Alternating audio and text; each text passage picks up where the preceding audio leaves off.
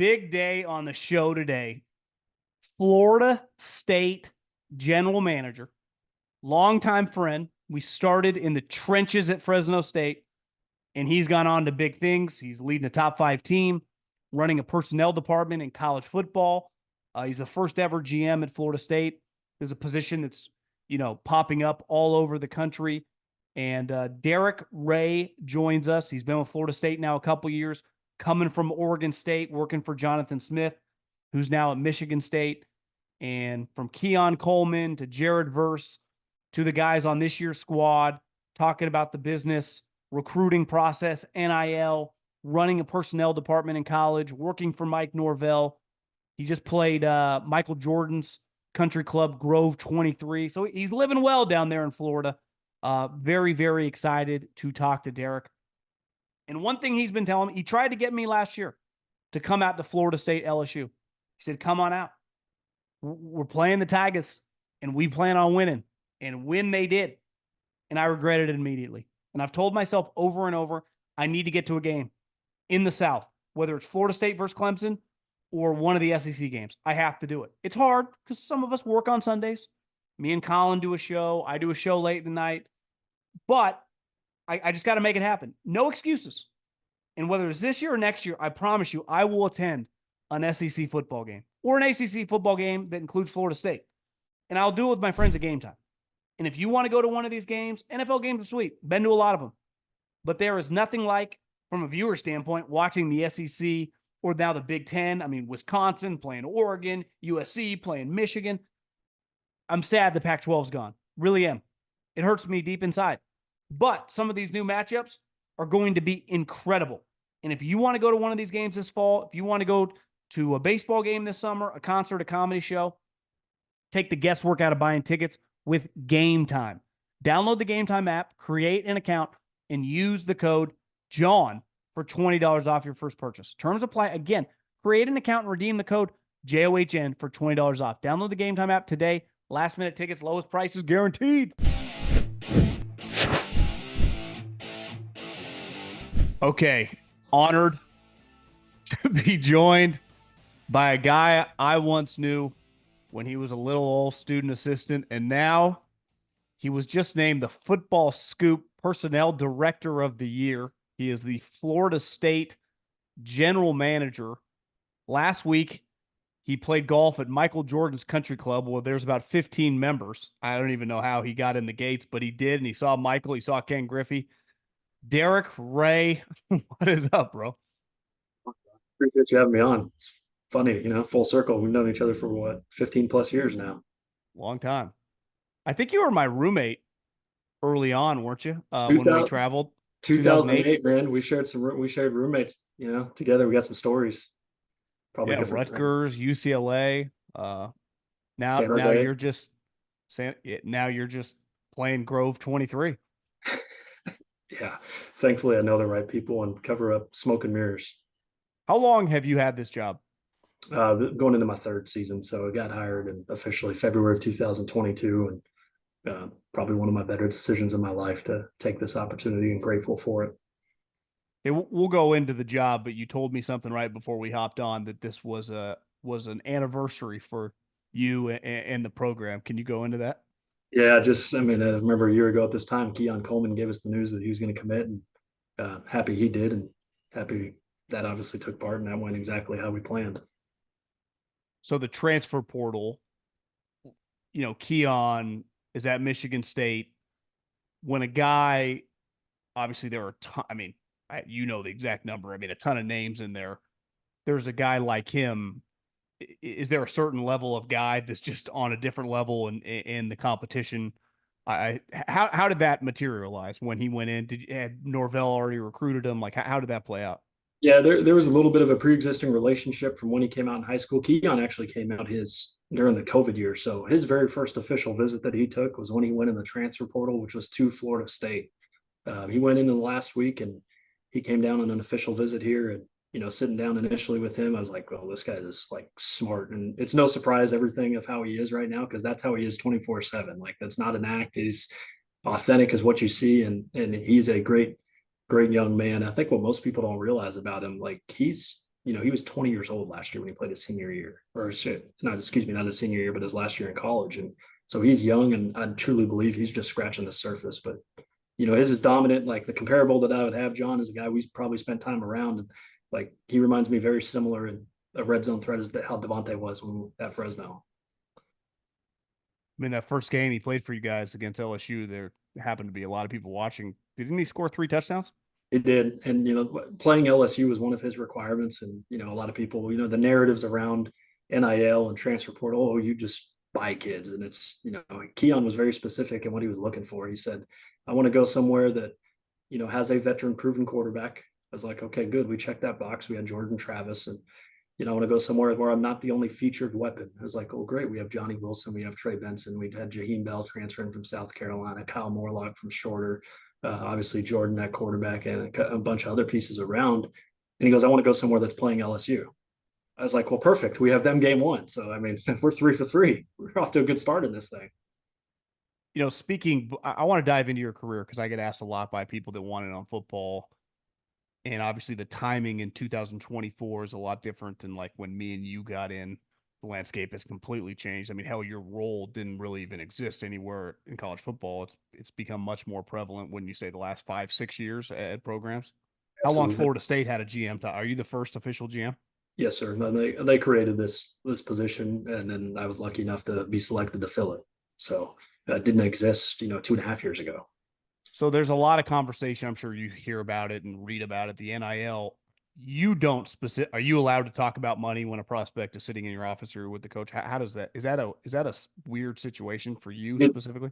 It is, and the rules are ever changing. We're allowed to I guess now be aware of certain conversations, but there's you're still not allowed to provide an inducement. Luckily, we have a strong collective with the Battle's End that is there. It was founded by a group of individuals that have done an outstanding job. And I think more important than just, actively going out and what you're finding, it's huge in roster retention. And so that's where Coach Norvell's done a phenomenal job of really retaining the right guys, identifying the right talent. Because it's one thing to put an investment into someone who might be coming in the portal, high school, junior college, but once you've identified who that person is, you want to make sure they stick around on your roster so you have multiple years with them. Is there a number you guys won't mess with a high school guy that is different with recruiting a Keon Coleman level player? Or is it, how does that work? No, I don't think it's necessarily a number that's something that we won't mess with. I think it comes down to fit.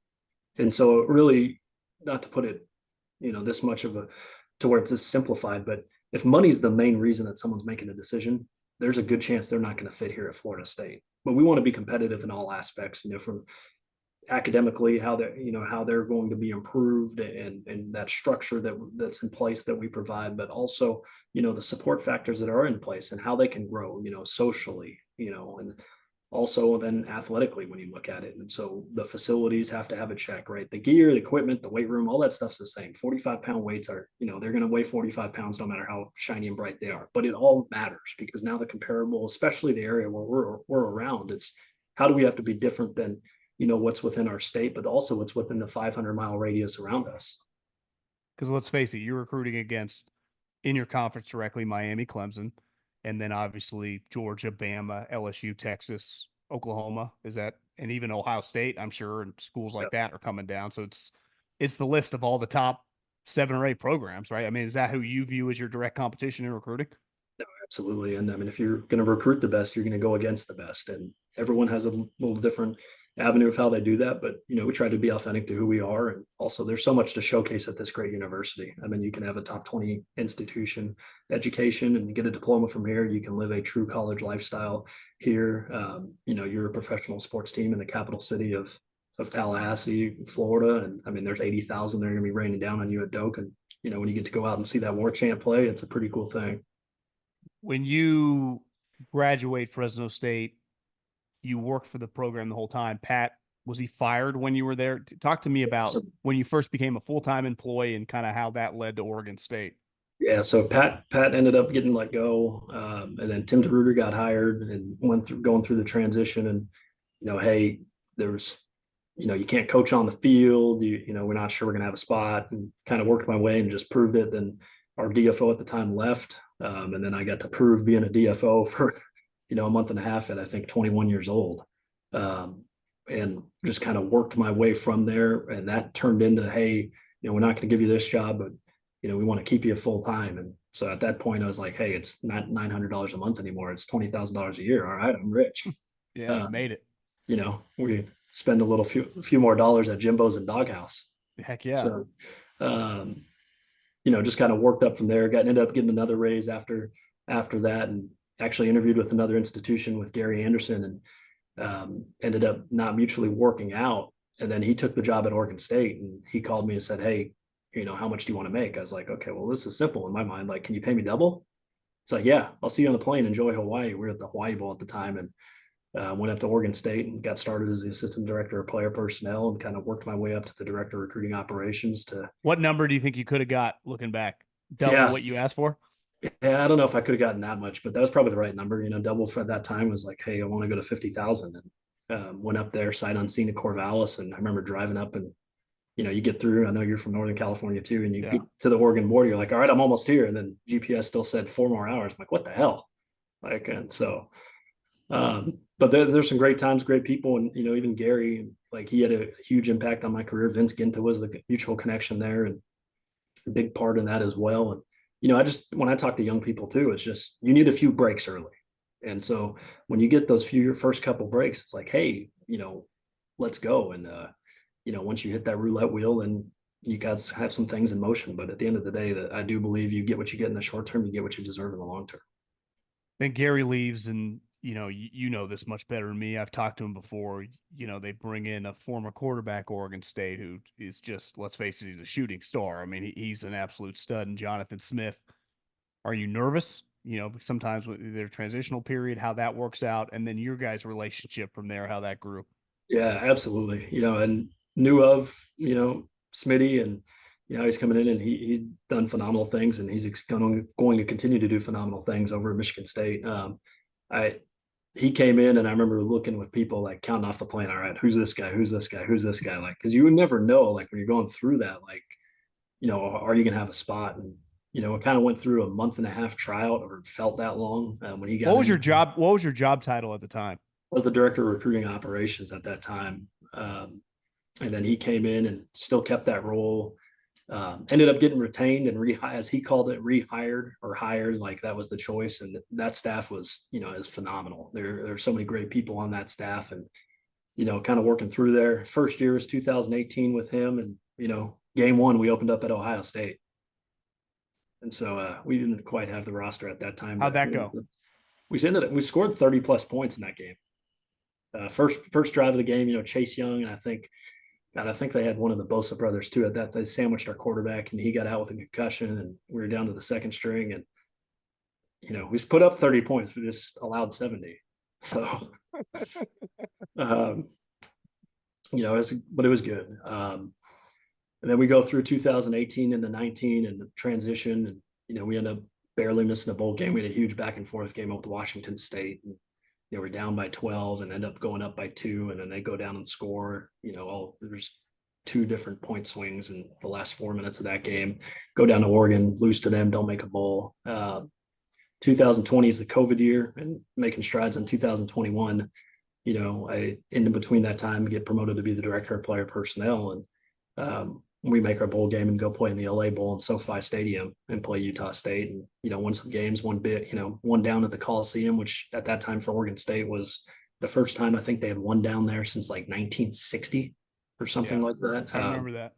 And I remember one of the cooler moments I had with Smitty is, we're sitting there, and he pulls down his mic, and they're lighting the torch in the Coliseum, and he's like, "Hey man, this is pretty cool. Look at this. Like, we was almost 400 yards rushing. Like, it's a pretty good feeling being from California doing this in the Coliseum." I was like, it's a pretty good take it in moment. Yeah. So then your experience with Pat Hill, I would imagine getting with Jonathan Smith, kind of similar guys. Jonathan's younger, but old school, tough guy, loves running the ball. How much did that help working with him? Because you watch those teams, I see a lot of similarities, especially like when we were young, some of the early 2000 Pat Hill teams. I mean, he's kind of a throwback. I mean, he's got a little Harbaugh brother to him, Pat Hill. I mean, Harbaugh's and Pat Hill are buddies. He feels of that world. So that was probably a pretty easy transition, knowing what he wanted. That's what you're used to looking for.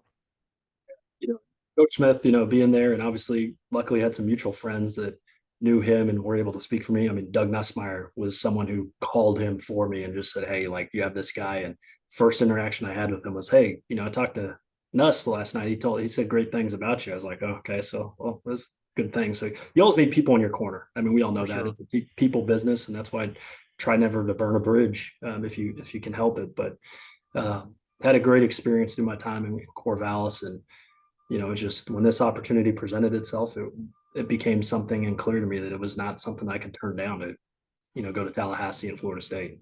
How does that play out? Obviously, we read about like head coaches, the agents and stuff. But when Mike Norvell and Florida State are interested in you, how does that material? Do you get a phone call or a text? Does it go through the head coach? How does that play out?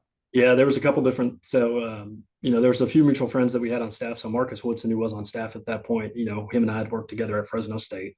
And then there was a West Coast scout that I had known, and I, keep his name out of this one, but he had kind of asked me, he goes, "Hey, they might have this opening here and they're creating a general manager role. And I think you'd be perfect for it." He goes, "I know you've met Coach Norvell before, but, would you be interested?" And in the beginning, I was happy. I was like, I'd have to hear more about it. But then you start thinking it's, Florida State and all those things and what it's going to present.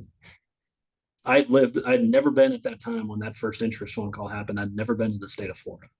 And so we just so happened to be going the next week. We were visiting a young man down in Tampa. So till the time that I stepped foot in Tallahassee, I'd only been to the state of Florida for about 18 hours or so. That's it. Never been to Tallahassee before. And, the hardest thing about it was I was riding around with Coach Smith, and, Mike Norvell's calling me, and, it's on Apple CarPlay, and it's like, "Hey, what's going on there?" So you're balancing that, and both were understanding. And I've never been the type to try to leverage situations in that. I've never believed in it that way, just trying to be honest and upfront and looking for the fit. The fit was there. And so there was a couple of FaceTimes, and there was a couple of different phone calls that took place, but there was never an interview, really a formal interview. Coach Norvell was really the only person that I discussed with besides Bruce Warwick. And it was an easier process, and it ended up getting hired, luckily, and came out here the day after signing day in February and landed in Tallahassee. I'm like, "Oh, there's not as many palm trees as I expected there to be." So, No, I've never been there, but I don't think palm trees when I think Tallahassee. You'd obviously, you know, you had told me before you had turned down other pretty prominent jobs when you were at Oregon State. So you don't know this guy, a little bit like Jonathan Smith, clearly a big, his trajectory is pointing at the sky. But beside just how'd you ultimately make the decision? Is it just like, oh, I can't turn down Florida State, or? oh, I've tried to never make a decision off of money or the logo or the play or a place, really. And I think you looked at kind of the landscape of college football and what it was becoming, and trying to align yourself with a university who was going to be in those conversations, studying the roster of what they were going to have, but also understanding the person that you were going to go work for and have the pleasure to serve with. I can't say enough great things about Coach Norvell and the things that he's done in Tallahassee in his time here and even before. But the man, the character, the integrity, and the leadership that he provides on a daily basis, like, there's just not a better person that I would want, to do that with. And, the vision that was aligned of what we're trying to create. Our athletic director had just been hired the month before I got here. He or spent time with the Dallas Cowboys, with USC, with Alabama, and knowing what that looks like, the investment that was going to continue to pour in. They're just getting ready to hire a new president, the new facility that will be opened here in 2025. Our new stadium that's going to be done in 2025. We're putting $400 million of investment in facilities just for football in the next 18 months that are all happening right, behind me and in front of me right now as I look in my office. And so you look at all those things align and you're like, hey, and then you look at the history of Florida State and the vision of everything that was getting sold. And you're like, this thing is like too good to turn down. I don't know how many more of these opportunities I'm going to have.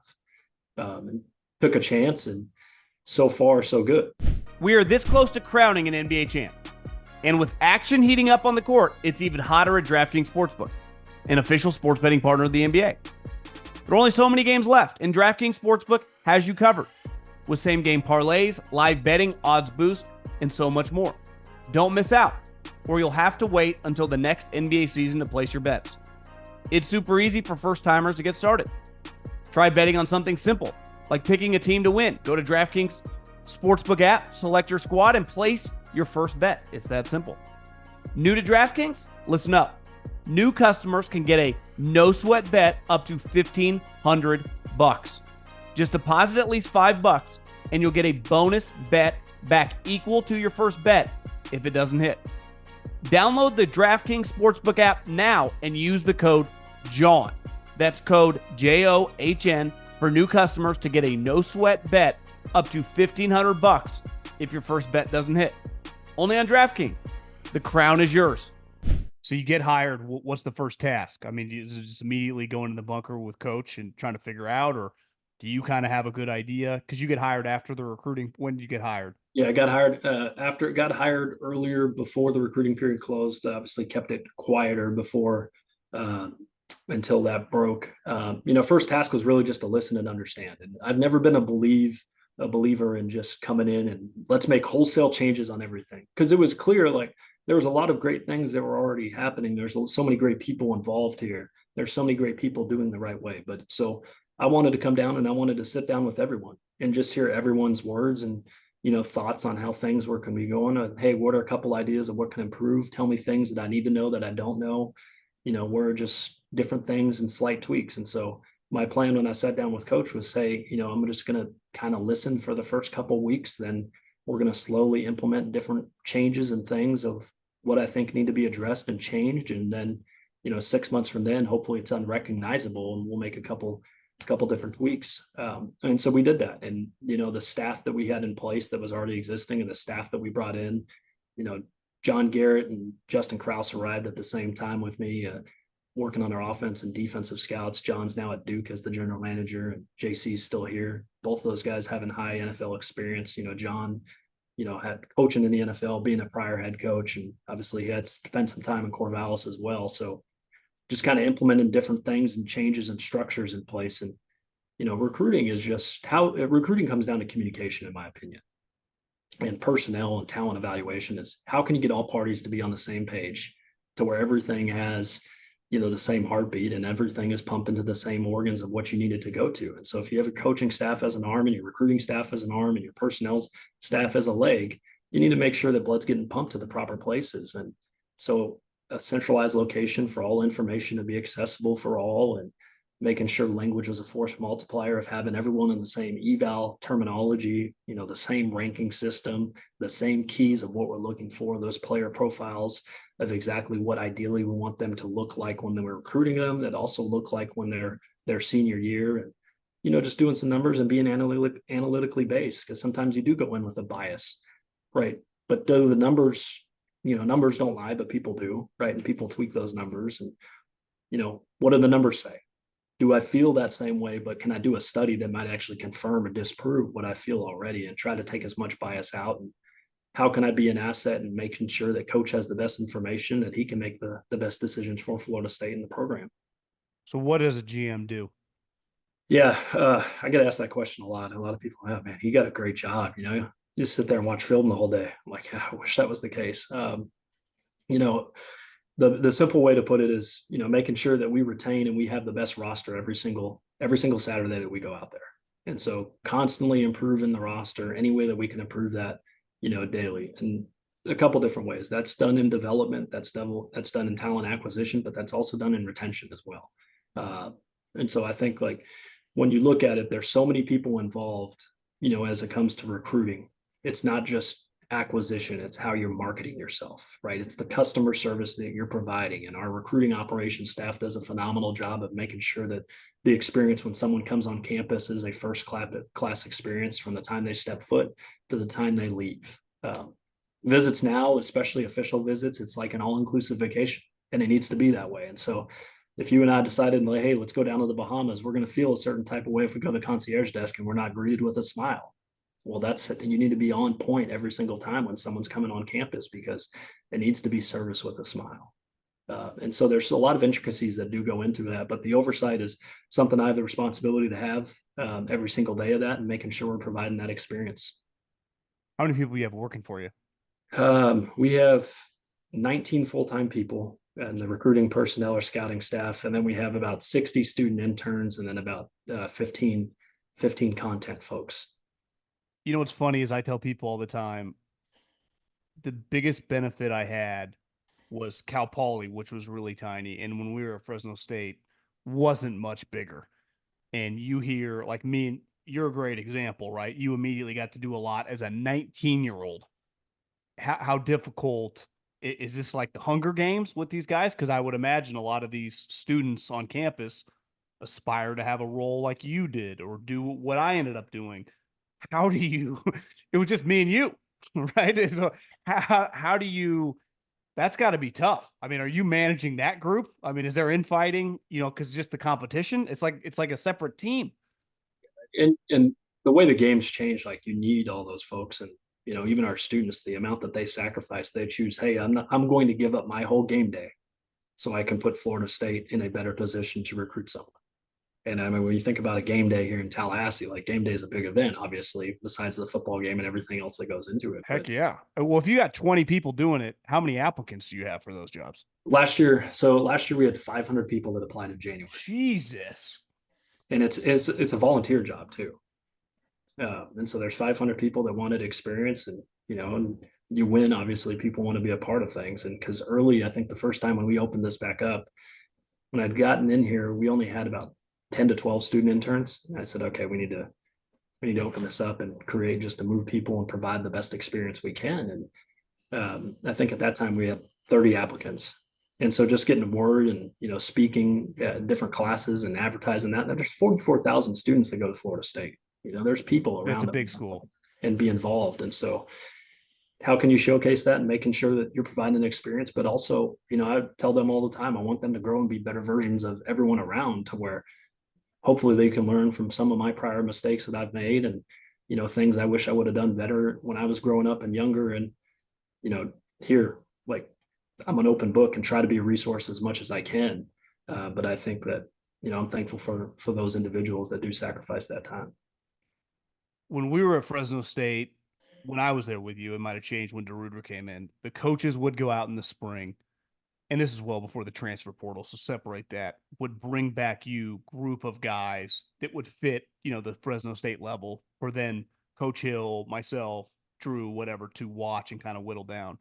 In the NFL, the scouting department watches the guys and then whittles it down for the coaching staff.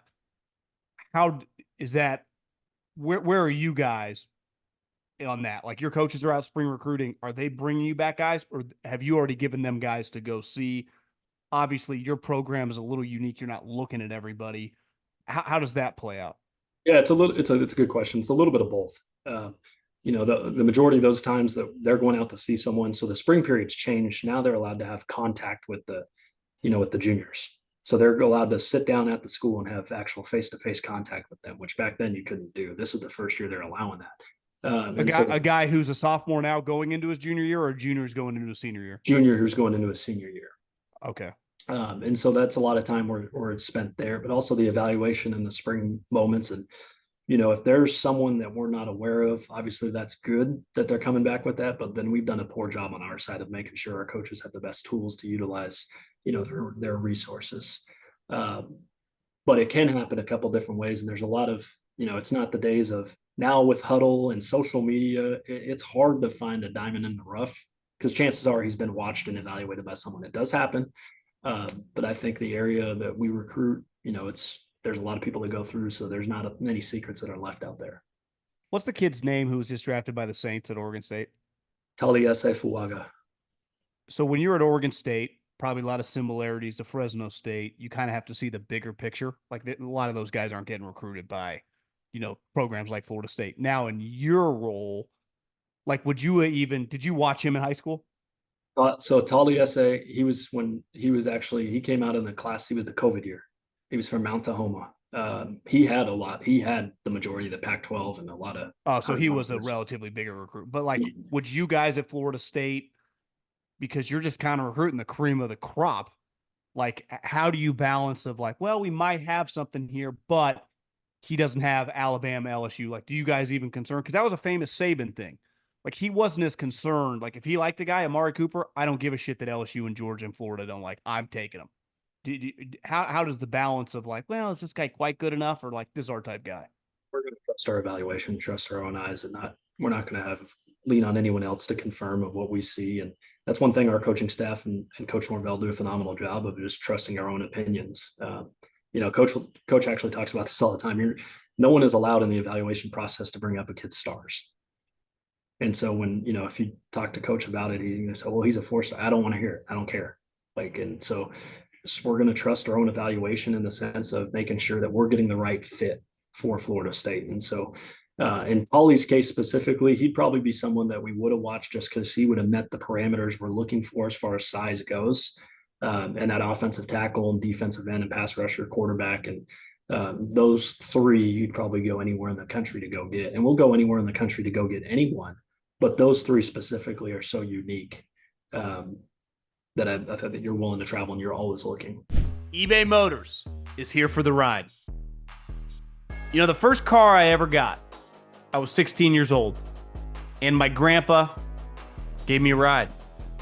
And like any young lad who got a car that, let's face it, would not have been my first choice, I had to touch it up a little bit. And we tinted out the windows. We added a big subwoofer to the back, and you could hear me from miles away coming home. My parents sure loved me for that one. So did my neighbors. But I think the key to any young person getting a car is to personalize a little bit, because you're probably not going to get your dream car. And as you get older, you kind of become a car person or you don't. But you definitely have preferences, right? Some of us like bigger cars. I know I do. I've only had big cars, SUVs. And there are certain non-negotiables. I like 3 rows of seats. Now, ideally, I don't have kids right now, so I take out that 3rd row of seat, and I like a big, I like a lot of trunk room. Some people, don't like SUVs, like smaller cars. I've never been that big since my high school car of tinting the windows. I don't care if you see me or not, but I know some people, like, the first thing they do is tint the windows. It's crazy. The older you get, I had to have the subwoofers. The subwoofer, I couldn't listen to music for 5 minutes with the subwoofer like I did when I was younger. But there is something very, very special about that first car. I don't care how many cars you get since, how much money you make to get sweeter cars. You never quite forget that first ride and some of the memorable moments that you had in it in your high school years. So with over 122 million parts for your number one ride or die, you can make sure your ride stays running smoothly. Brake kits, LED headlights, roof rack bumpers, whatever your baby needs, eBay Motors has it. And with eBay Guaranteed Fit, it's guaranteed to fit your ride the first time, every time, or your money back. Plus, at these prices, you're burning rubber, not cash. Keep your ride or die alive at ebaymotors.com. Eligible items only, exclusions apply. Before we dive into the recent draft class, just on Mike Norvell, obviously you guys had a rough end of the season with getting left out and Jordan's injury, but pretty clear you had, 10 guys drafted. Your team was, defensively, it was on another level, and bringing in Keon, you guys were pretty elite. And clearly he's, talked about immediately as the Alabama replacement when Nick retires. So what's your experience? What's your thoughts on Coach Norvell? I know what you've told me personally. You think he's as good of a play caller as you think humanly possible. Outstanding, first of all, outstanding person. And the person before the coach, the humility, the leadership, all the qualities that he has, just to serve others and be around. And him and I have gotten the ability to be pretty close now. I think the world of him as a person, as a father, as a husband, but also, on top of that, he's one heck of a football coach too. The ability to motivate, the energy. And if you ever come to one of our practices, he never stops running. He's running the whole time, races the D-line before every single practice. He is 100% it, but just the ability to instill confidence in the culture that he's outlaid at Florida State, it's something that I'm excited about the future and what's to come. Safe to say practices at Florida State aren't exactly a country club when the pads come on. No, sir. No, sir. But besides maybe the weather in October, when it's 80 degrees or the high 70s, there's nothing country club about this our 24 period practices. Okay, let's really quick just hit on some of your top guys. Verse was already there when you got there, correct? Jared came in, he transferred in January of 2022. Are you the pro liaison for Florida State? Keon Ratliff is, but I do have some involvement with the NFL staff that does come in. I'd imagine you know a lot of those guys and they come to you. Okay, Jared Verse, story's pretty well established. Transfers from Albany, former tight end, correct? Puts on a bunch of Yes. weight. Uh, ends up going to the LA Rams. What's your scouting report on a pretty dominant pass rusher for you? Jared, for outstanding person, work ethic, high motor, plays in with high intensity, about as powerful and as best of a bull rush that I've seen in person. Is what he does is one arm stuff, two arm stuff. He can bowl and overpower you. I'm excited to see what his career is going to unfold. He'll play in the league for a long time.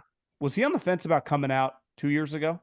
He was on the fence about coming out last year. And just made the decision to, he loved Florida State and who he got to do it with. And I think a big part of that was, there's a core group of guys that decided, hey, we want to come back after leading into the bowl game. Just felt that 2022 could have gone a little bit differently. And they wanted to chase something and collectively go into an approach and, come and plug some pieces in and, also, go acquire some different talent and see what happened in 2023. And, they did that on the field. So. Well, this guy's taken the internet by storm. Keon Coleman, clearly quite the character. I mean, obviously one of the more sought after. I mean, what would you say? One of the more sought after guys in last year's transfer portal. Yeah, was on everyone's radar. I talked to in the NFL coming out of Michigan State, and then the way that started in that game against LSU, and then it was on. It's kind of crazy as the season went on. It feels like you got dinged for speed. It's funny you bring up Devontae. Also a little bit of a ding on him. I'd say that's worked out pretty well. Just what are your thoughts on just his game and kind of where he needs to go? Is that a fair assessment, just separation stuff, or just he's 20 years old? Yeah, I mean, he can separate now. And I think with Keon too, like last year was really his first year that he had a full off-season training because he was a basketball player at Michigan State too. I mean, talking to Tom Izzo and those guys, they said he was going to start his junior year or his, rest of the sophomore year. So, and, you always wonder, okay, you're a basketball player, you see the high school highlights and, it's coming up. I think today's the year anniversary. He told us that, he was going to come to Florida State and made it public the next day.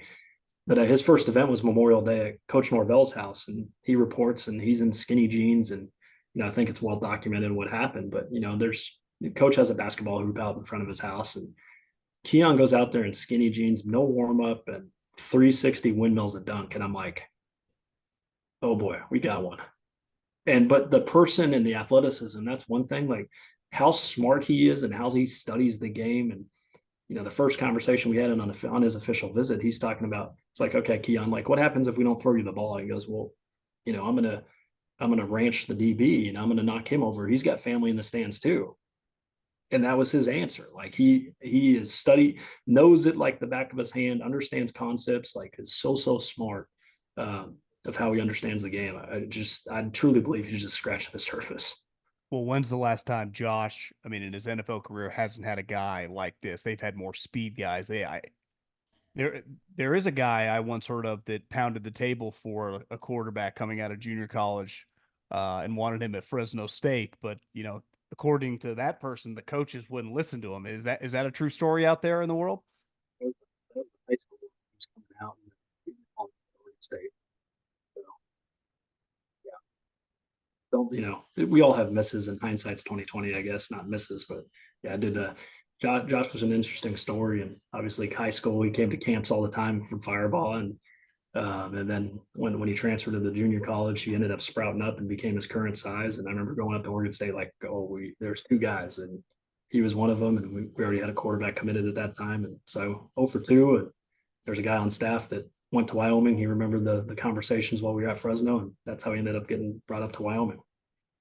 I'm sure you guys, I'm sure in recruiting retweeted this and had it all over your guys' social. The video of the Rams with Verse running up the stairs and McVay handing him the phone and Braden Fiske just basically breaking down is probably the coolest video of the entire draft.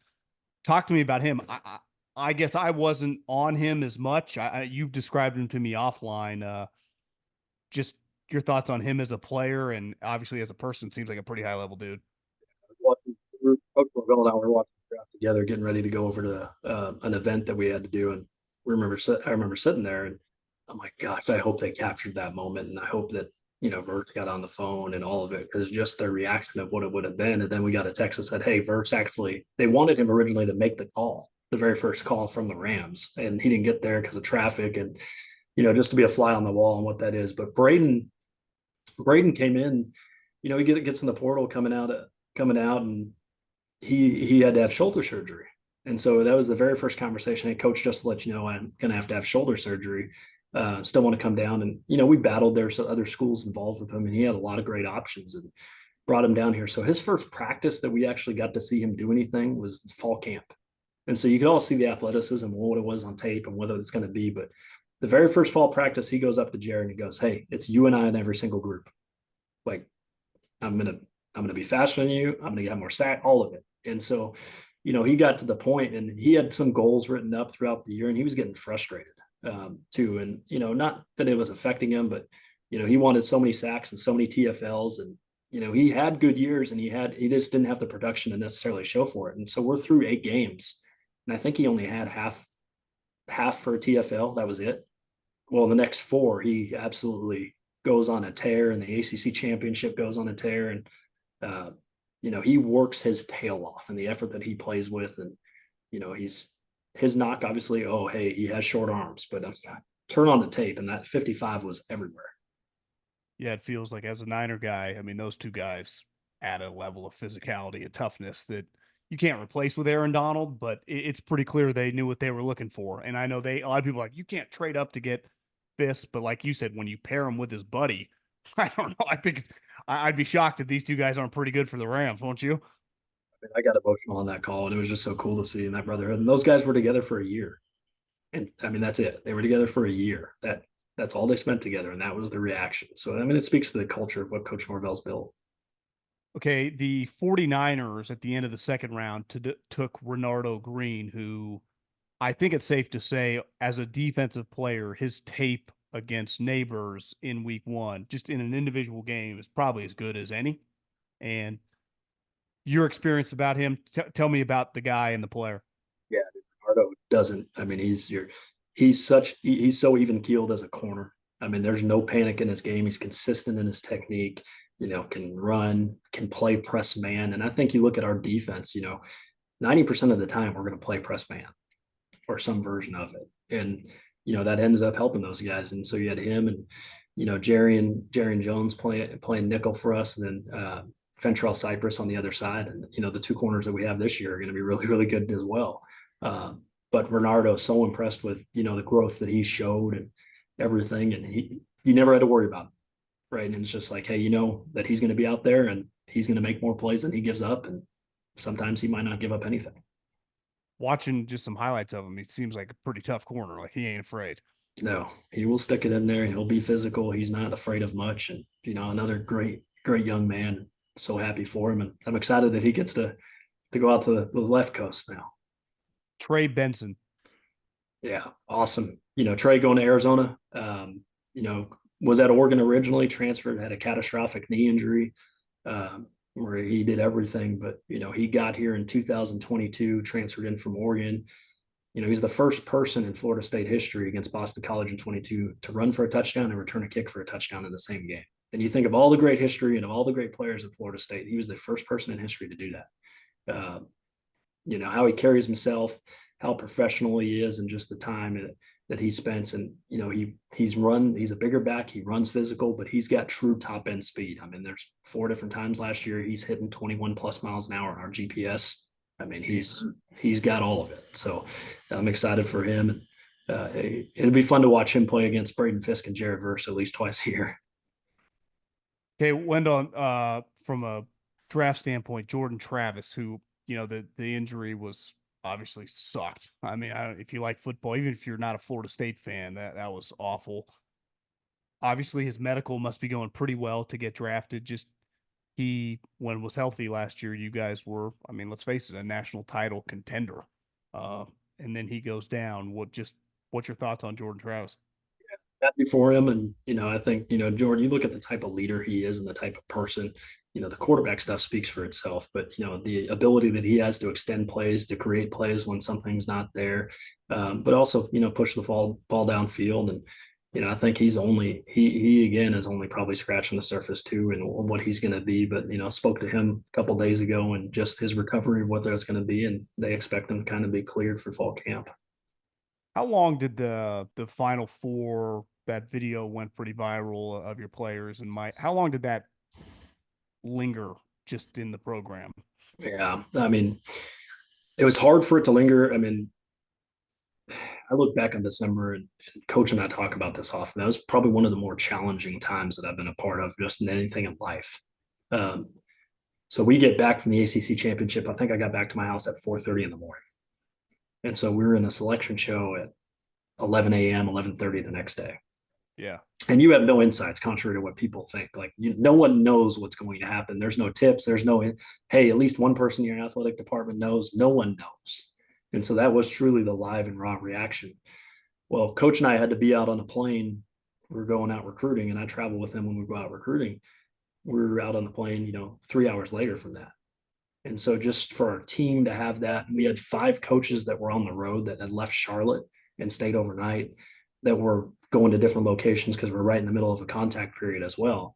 And there was one of our coaches who had landed, and he just saw and didn't think anything of it, didn't really know the semifinal locations. And he's like, oh, okay, we're playing Georgia. And didn't realize till someone at the rental car attendant, man, Florida State, you all got, that's messed up. And he's like, what are you talking about? We're playing Georgia. And then he looks down, and that's how he found out. And so there's different ways that found out. I just feel so bad for our players and the opportunity that, should have been there. But, that is history. And that was in 2023. We're on to 2024 now. For sure. How many GMs travel with their coach like you do? I think a few guys do. I think the amount of conversations that happen, it's important, and the amount of ever-changing roster. But there's also a lot of trust and confidence that we have in our office here to make sure everything's run right. But, the ever-changing roster and being able to be there, that does save a lot of phone calls. How often do you guys run into like Kirby Smart or Lane Kiffin or Nick Saban or these guys? Do you guys cross paths a lot, or is it pretty? Not very often, because when I go out on the road, I'm not allowed to go in anywhere. So I just sit in the car and, turn on the internet or answer different calls or check in with our coaches just to make sure I can provide those updates. There's a couple times you do cross some people, but not very often. And we didn't very much last year.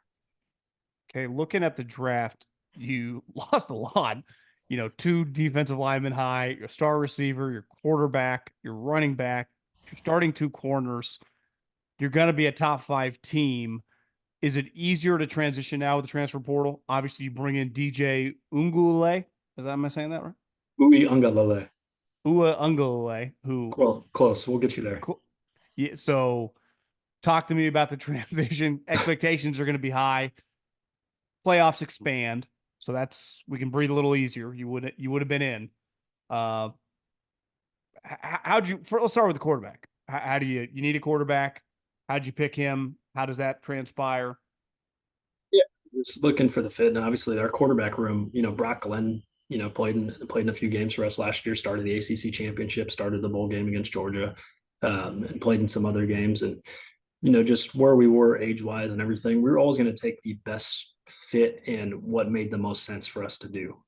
We had another young man that decided to transfer out, and so there was a need there in our quarterback room. And the more and more we got involved with DJ, the more we liked what we saw, and just the ability for what he is, and being able to push the ball downfield and match up with the receivers that we had coming in or that we were actively going to get. Just excited of what he is as a player, and just being out there for spring. And he can push the ball, he can make all the throws, he's athletic, he can extend. I mean, he's got as strong as an arm as I've been around, and I mean that's all the quarterbacks that we've been around. And so I think I'm excited to see him in this offense. That's for sure. I mean, it's safe to say, you could argue Florida State's been as successful as any of these last couple of years in the transfer portal. Right. Yeah. And then that's, Coach Nord starts and stops with Coach Norvell. I mean, he does an outstanding job evaluating, but just talent is one thing, but fit is a whole nother. And just getting the right fit is important for us. Do you automatically look at a guy, or does he have to reach out to you? Like if I'm a transfer, if I'm a starter at Fresno State, and you know nothing about me, whether I'm good or bad, I'm just a starter. Is Florida State looking at him, or does it have to be Power Five? How does that play out? Because there's Yeah, so many names that get thrown in there. we have a couple different processes, and there's many people that are involved in making sure we're always evaluating what's around us, what's in our conference, maybe someone we had a previous relationship with, or someone who, might be, hey, we've heard whispers that they're looking to go in the portal. So there's an evaluation and database, much like the NFL was in your time, right? There's a pro side and there's a college side. For us, there's a high school side and there's a college side. Is that easy to manage for you now, or still a lot? There's great people that I get to work with every single day that do make it easy. What do you got to do the rest of the spring now? You guys done? Yeah, we're getting ready. We got official visits coming up in the month of June. We got high school camps in the month of June. So we got some other guys that are coming by and getting ready for everything that the month of June does present. You better have a smile on your face when they show up. Absolutely. Well, good luck, Darrick, and who knows? Maybe next time I talk to you, you're a national champion. Yeah. Well, one game at a time right now. We open up a Georgia Tech in Ireland in August and looking forward to that event. You're going to Ireland opening up? Yeah, we get to go to Ireland. That's pretty cool. Yeah. Well, I mean, safe to say you made the right decision at Florida State. Congrats on all your success, man. It's been really, really cool to watch. And I watch all your games now and follow your guys' program closely. So keep crushing it, bro. You're an inspiration, I'm sure, to a lot of people listening to this that want to get involved in football. And there's never been a better time because all these opportunities in college that didn't exist 10 years ago. Now you got the NFL and college football, and obviously there's just more college football teams. So you're crushing, bro. Keep it rolling. I appreciate it. You got to get out here to Tallahassee for a game. I definitely do. I will make sure that happens in the next couple of years. Well, in 25, we come out west to you. So we'll worry about 24. So Cal or Stanford? go Stanford in 25. I'd rather come out to you guys than go to that. You would. Okay. Talk to you soon, bro. All right. Take care.